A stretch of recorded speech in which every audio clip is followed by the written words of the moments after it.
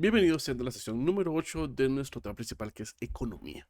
Hoy estamos hablando acerca de la economía internacional y y la balanza de pagos. Para empezar, un poquito de contexto con la economía internacional, analizamos las relaciones económicas entre países cubriendo temas como el comercio, la inversión extranjera, los flujos de capital, las políticas económicas globales. Un aspecto clave de la balanza de pagos, un aspecto clave como en este punto es la balanza de pagos. Y en eso refleja todas las transacciones económicas entre un país y el resto del mundo, proporcionando así una visión integral de su situación económica.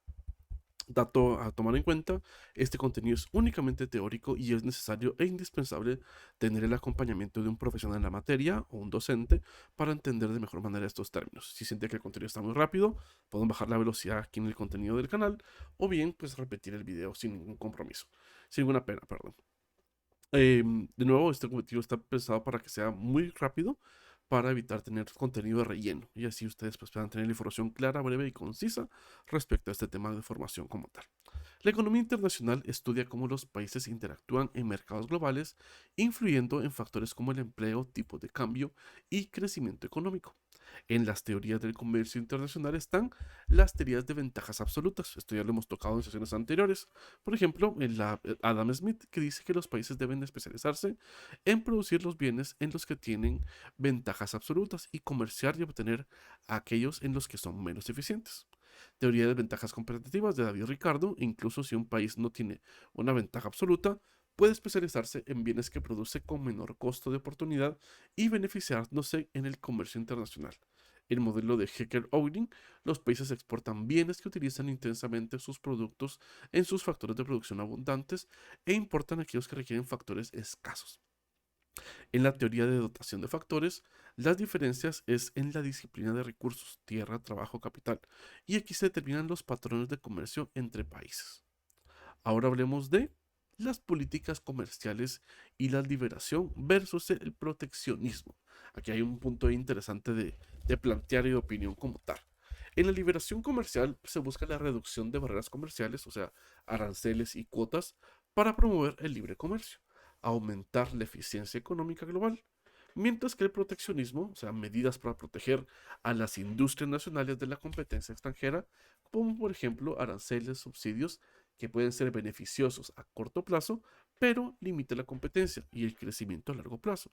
Podemos analizar, por ejemplo, el caso de Guatemala.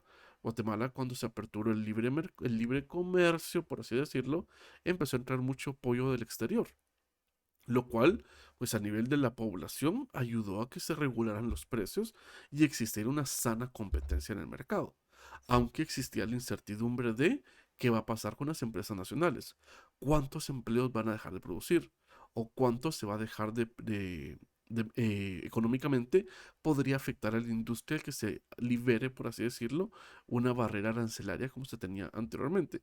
Igual con la telefonía. Por ejemplo, antes estaba Guatel, que era la única telefonía, pero en la apertura de Guatel, pues permitió mayores velocidades de internet, mayores planes de trabajo en Rocomcel, Bell, South Movistar, Tigo, Movistar, eh, Telefónica, creo que también, Bell, South, Telefónica, PCS, Aló, que era lo mismo, si mal no recuerdo, y no me acuerdo qué otras más. Bueno, Twenty también estuvo en su momento con una línea de teléfonos en Guatemala, una subdivisión de líneas telefónicas.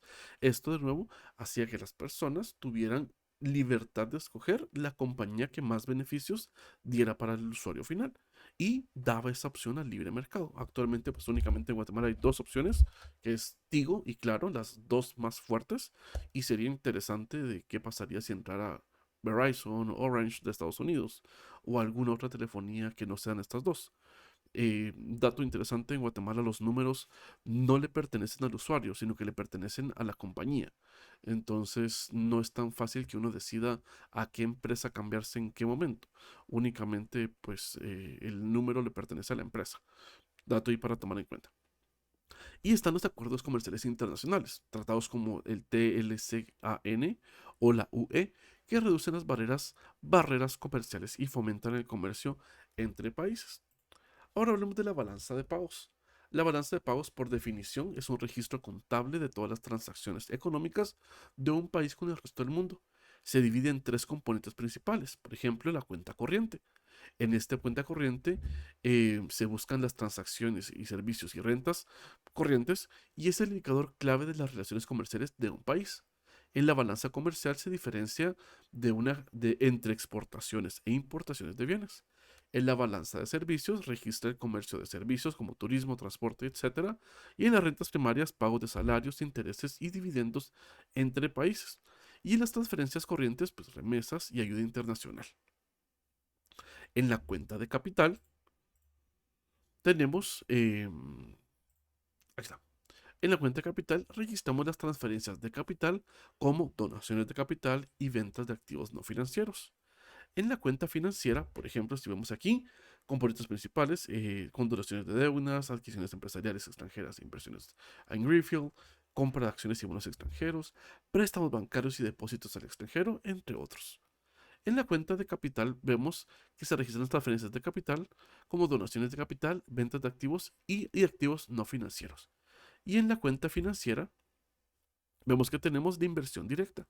Mide los flujos de inversión incluyendo, la inversión directa como la compra de activos en el extranjero para controlar a largo plazo, la inversión en cartera donde compra y venta de valores financieros, acciones y bonos y otras inversiones, préstamos y depósitos bancarios. En el equilibrio de la balanza de pagos tenemos un déficit. Esto ocurre cuando los pagos internacionales de un país superan sus ingresos, lo que puede llevar a una depreciación de la moneda y tensiones económicas. Podemos decir que hay un superávit cuando los ingresos superan los pagos, aumentando las reservas internacionales potencialmente apreciando a la moneda. Y el ajuste automático. Los países ajustan sus políticas económicas, tasas de interés, tipo de cambio, para corregir el desequilibrio en la balanza de pagos y mantener la estabilidad financiera. En la importancia de la balanza de pagos tenemos el siguiente elemento. Primero, pues permite en el análisis económico evaluar la competitividad y la estabilidad económica de un país. Segundo, política monetaria y fiscal. Los desequilibrios influyen en la formulación de políticas como ajustes en tasas de interés y políticas fiscales. Y en el punto de la estabilidad financiera ayuda a monitorear la salud económica y prevenir crisis financieras. Y en el último, las relaciones internacionales. Facilita las negociaciones de acuerdos comerciales y financieros. En conclusión, en conclusión, el estudio de la economía internacional y la balanza de pagos es esencial para comprender cómo los países interactúan económicamente y cómo estas relaciones influyen en su estabilidad económica. Las teorías del comercio internacional explican los beneficios de los intercambios entre países, mientras que la balanza de pagos proporciona una visión integral de las transacciones internacionales, crucial para diseñar políticas económicas y efectivas y mantener la estabilidad financiera y global. Ahora les dejo estas tres preguntas. Por favor, contestarlas en el primer comentario fijado en este contenido. ¿Cómo influyen las políticas comerciales proteccionistas en el equilibrio de la balanza de pagos de un país? Reflexionemos aquí un poquito si el proteccionismo es beneficioso para la economía a largo plazo o si limita el crecimiento y las oportunidades comerciales internacionales. ¿Qué papel juegan las diferentes diferencias en la dotación de factores de producción entre países de formación y de ventajas comparativas?